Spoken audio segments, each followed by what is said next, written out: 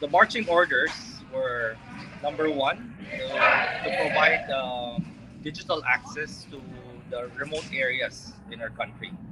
These are what we call missionary areas, and the telcos do not find these areas to be viable. They're not profitable because of the small community and the large investment that would be needed to lay out either fiber optic cables or submarine cables.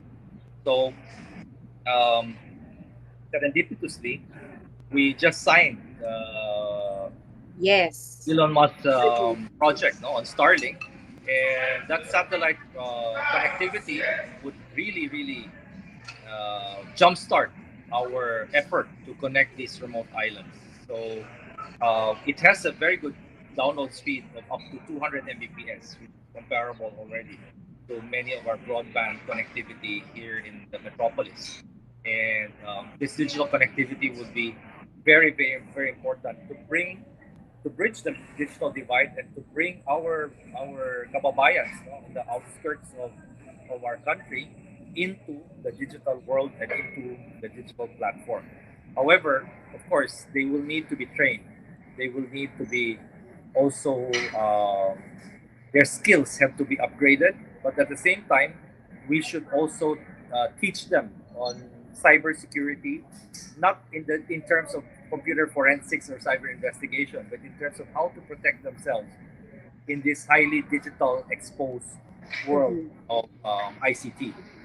As you very well know, we're very challenged. Actually, not just us, the entire world is exposed to a lot of cyber crimes, cyber fraud, scamming. The criminals have moved from the physical world also into the cyber arena, and many of our citizens are not as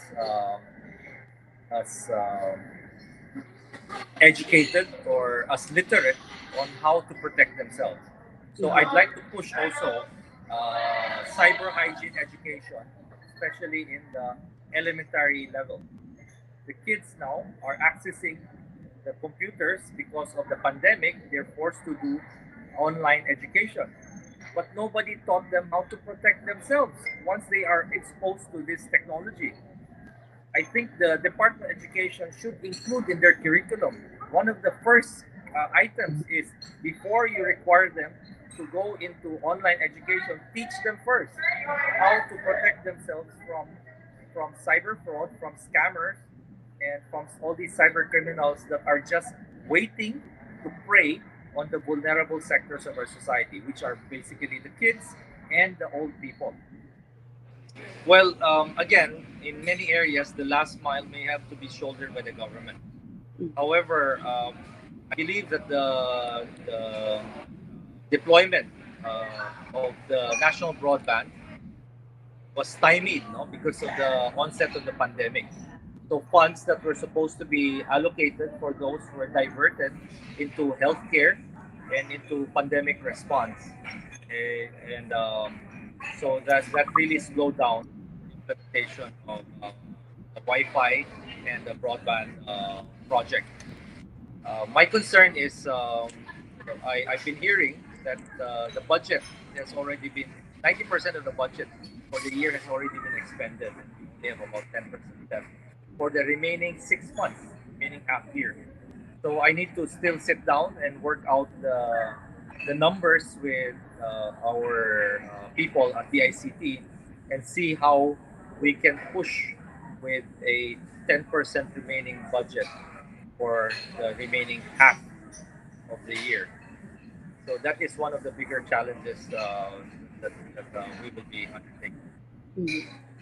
So, if anything, if we're just to talk about budget constraints, I guess your administration would be able to in would be able to push for projects maybe the next year because of the Yes, budget. actually, I, I understand that the president-elect has already been meeting with the leaders of both houses in order to prepare the economic agenda for next year. So, you know, we haven't, none of us have assumed office yet, but we're already starting to work on it. So because the marching orders of the president is don't sit on your butt. Even if you are not receiving any salary from government, start working for the government already. So that's what we're doing now. And I assure you that once we sit, we will hit the ground running. Mhm. So for this and that, what programs do you have in mind right now that you actually want to start working on once June 30 hits? Yes. Well, first, we're already, for instance, the Starlink project. No? We already that has already been signed. So we are checking what are the parameters of that service, which island groups does the footprint of those satellites cover? Because satellites have a certain footprint, and Mhm. depending on how many satellites are deployed, we will know which islands to prioritize, and then we need to match this with which islands now have communities and which islands are uninhabited. Of course, we don't want to do those in those areas. So communities that are covered under those satellite footprints, those are the ones we will prioritize.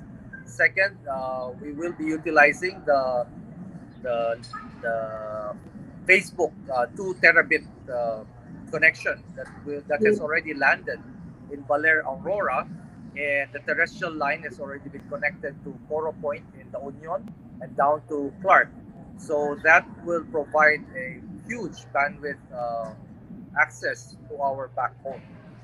And from there, we need to find which are the community that broadband that will be coming in through Facebook and provide the last mile to the remote barangays or remote villages crossing that fiber optic backbone.